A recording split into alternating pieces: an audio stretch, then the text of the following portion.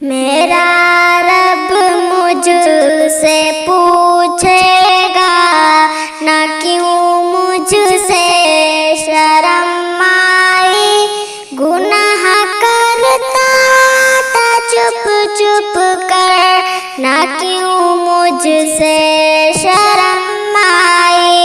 मैं भूली हूँ कि एक दिन मौत सब कुछ खत्म कर देगी। मैं खुश फहमी में जीती हूँ, वो सब कुछ भस्म कर देगी। वो देखो मौत की सख्ती हमें लेने चली आई। मुझे जाना पड़ेगा अब, कोई सूरत न बन पाए।